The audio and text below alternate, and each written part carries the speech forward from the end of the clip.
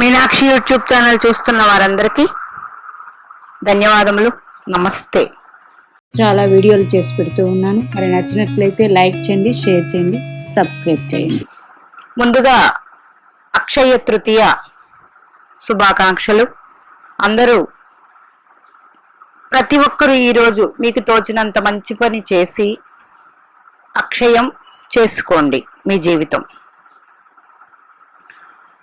మీకు అక్షయ పాత్ర గురించి తెలుసు, వినే ఉంటారు. అక్షయ పాత్ర అంటే అది క్షయం లేకుండా ఉండేది అని అర్థం.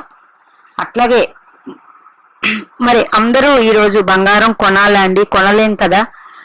మరి మాకు ఎలాగా ఇది మేము కూడా ఇల్లంతా అక్షయంగా బంగారంలాగా ఉండే వస్తువు కొనుక్కోవాలి. దానివల్ల ఇప్పటి నుంచి జీవితంలో ఇంకా మా జీవితం మంచిగా కొనసాగాలని ప్రతి ఒక్కరికి ఆశ ఉంటుంది. ప్రతి ఒక్కరూ ఆలోచిస్తూ ఉంటారు. ముందుగా నేను వీడియోలోకి వెళ్ళే ముందు మాత్రం మీకు చెప్పేది, ఈ విషయం ఇలా అయితే అసలు ఎందుకు బంగారం కొనమంటారు? రెండవది, పూర్వకాలం అయితే ఇది ఎక్కడ నానుడు లేదండి బంగారం కొనాలని. అక్షయం అంటే ఆ రోజు మనం చేసే చిన్న దాన ధర్మం, పూజ, పునస్కారం ఏదైనా సరే అక్షయం అవుతుంది. మరి అక్షయ పాత్ర అంటే ఏంటి? అందులో ఎప్పుడు మీరు ఎంత తీసినా అది పుట్టుకొని మళ్ళీ అది వస్తూ ఉంటుంది అక్షయ పాత్ర. ఇప్పుడు ప్రతి సంవత్సరం వైశాఖ మాసంలో గుర్తుపెట్టుకోండి, వైశాఖ మాసంలో చాలా పండుగలు వస్తాయి. చాలా వైశాఖంలోనే అక్షయ తృతీయతో మొదలవుతుంది. తర్వాత ఆదిశంకరాచార్య జయంతి వస్తుంది. తర్వాత లక్ష్మీ నృసింహస్వామి జయంతి వస్తుంది. అట్లాగే ఇంకా చాలా ఉన్నాయి పండుగలు. ఇవన్నీ వస్తాయి ఈ వైశాఖ మాసంలో. ఎందుకు కూడా చెప్తాను. ఇది ఉత్తరాయణ పుణ్యకాలం. ఈ వీడియో చివరి వరకు వినండి, స్కిప్ చేయొద్దు.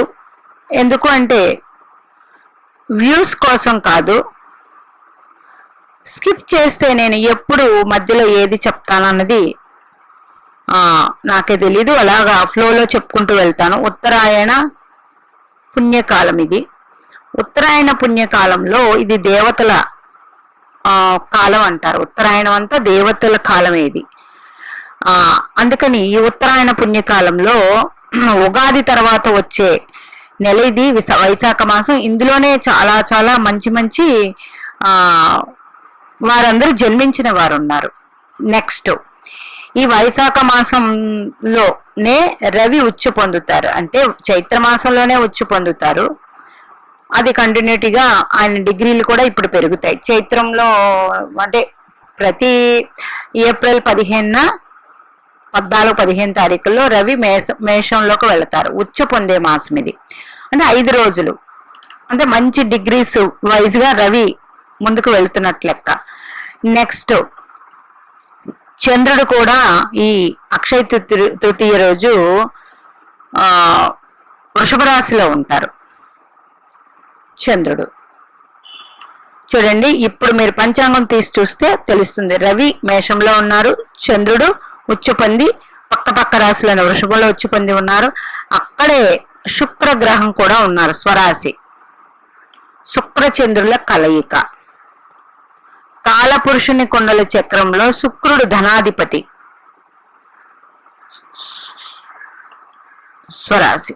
శుక్రుడు ధనాధిపతితో ఉచ్చ పొందిన చంద్రుడు ఉన్నారు. ఓకే, కాలపురుషుని కుండల చక్రంలో ఉచ్చ పొందిన చంద్రుడు ధనాధిపతితో కలిసి ఉన్నారు. ఓకేనా. ఇక్కడ రవి ఉచ్చక్షేత్రంలో ఉన్నారు. అంటే రవిచంద్రులు ఉచ్చ పొందే మాసం అండి ఇది. అది అక్షయ తృతీయ రోజు వస్తుంది.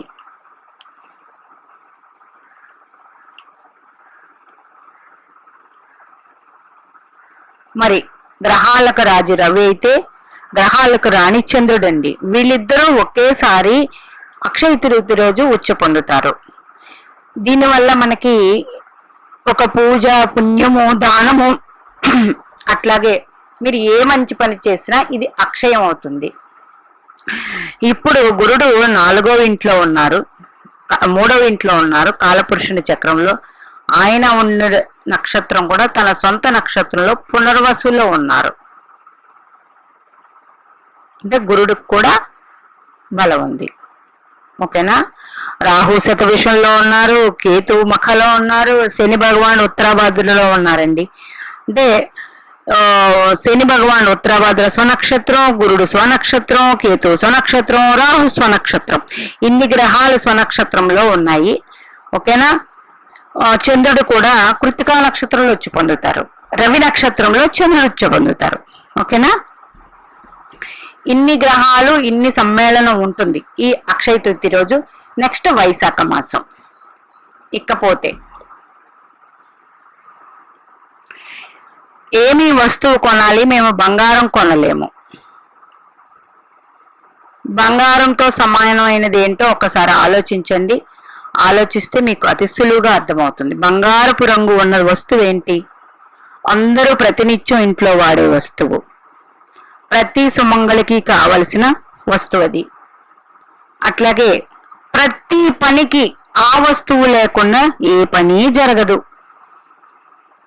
ఈ వీడియో చూస్తున్నప్పుడు మీకు ఐడియా వస్తే నాకు కమెంట్ చేయండి.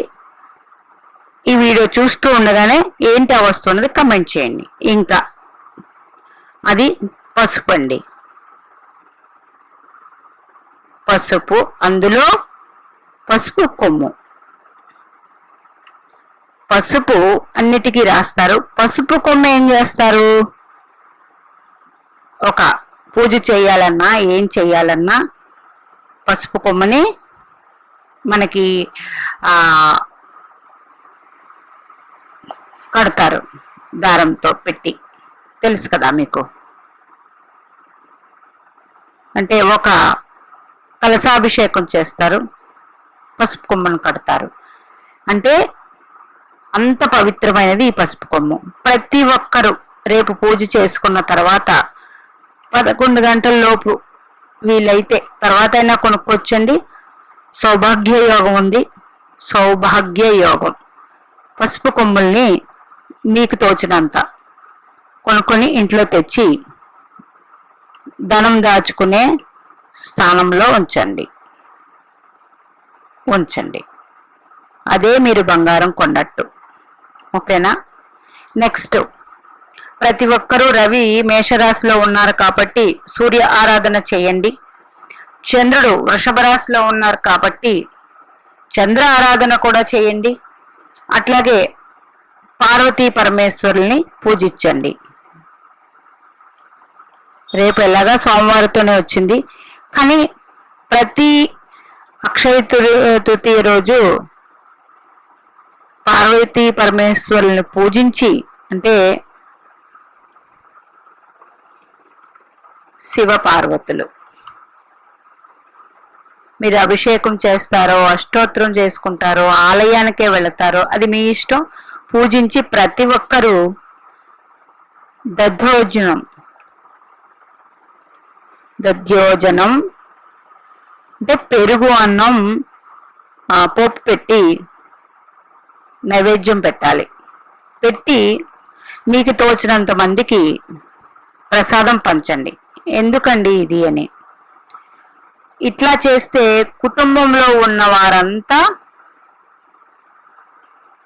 క్షేమంగా ఉంటారు. ఈ పని చేయటం వల్ల క్షేమంగా ఉంటారు. అట్లాగే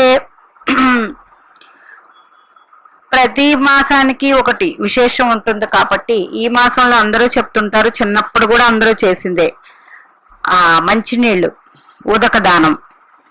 ఎందుకంటే ప్రతి ఒక్కరికి ఎండాకాలంలో కావాల్సింది ఏంటంటే దాహం. అంటే మనకి అన్నం ఉందా అంటే ఎక్కడ అవి చూడరు. దాహం ఆ ఎండకి ఎక్కడైనా నీరు ఉంటే తాగుదాము అని ఉంటుంది. పక్షులైనా సరే, మనుషులైనా సరే.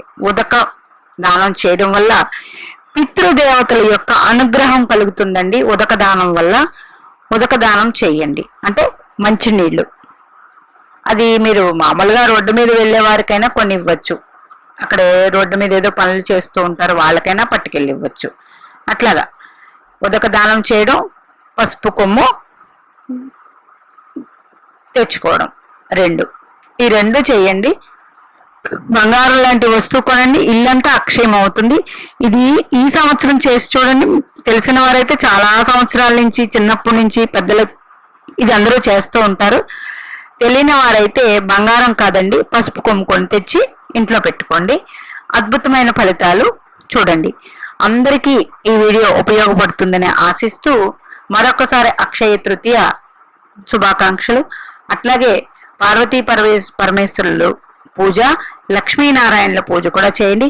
అట్లాగే సింహాచలం, విశాఖపట్నం సింహాచలం లక్ష్మీ నరసింహస్వామి యొక్క చందనోత్సవం అంటే ఆ రోజు ముందు రోజు 12 గంటలకే చందనం అంతా తీసి సహస్రఘట్టాభిషేకం చేసి ఆయనకి పూజ చేసి అప్పుడు నిజ రూప దర్శనం అందిస్తారు. మళ్ళీ రాత్రి 12 గంటలకి మళ్ళీ చందనం చేస్తారు, అంటే పూత వేసేస్తారు. ఈ ఒక్కరోజు మాత్రమే సింహాచలం చందనోత్సవం ఉంటుంది. వేలల్లో జనాలు వస్తారు. మరి అది కూడా ఈ వైశాఖ మాసంలోనే వస్తుంది. అలాగే వైశాఖ మాసంలోనే నృసింహస్వామి వారి జయంతి. ఆ జయంతి చతుర్దశి వస్తుంది, చతుర్దశి రోజు వస్తుంది. మీరు పంచాంగం చూసుకోండి చతుర్దశి ఎప్పుడు ఉందనేది. ఆ రోజు చేయగలిగితే సాయంకాలం నరసింహస్వామి వారికి పూజ చేసి పానకం పెట్టి, పూజ చేసి పానకం పెట్టగలిగితే 100% ఆ ఫలితాలు ఎట్లా ఉంటాయంటే, లక్ష్మీ నరసింహస్వామిని పూజించటం వల్ల శత్రునాశనం, అట్లాగే మంచి జీవితంలో అభివృద్ధి, ఇవన్నీ కూడా ఉంటాయండి. ఇది కూడా మీరు చేసుకోగలిగితే చతుర్దశి రోజు మంచి పరిహారం అండి ఇది. సాయంకాలం చతుర్దశి, వైశాఖ చతుర్దశి, శుక్ల చతుర్దశి చూసుకొని అది కూడా చేసుకోండి. మీనాక్షి దేవి ఆశీస్సులు మనందరి మీద ఉండాలని కోరుకుంటూ నమస్తే.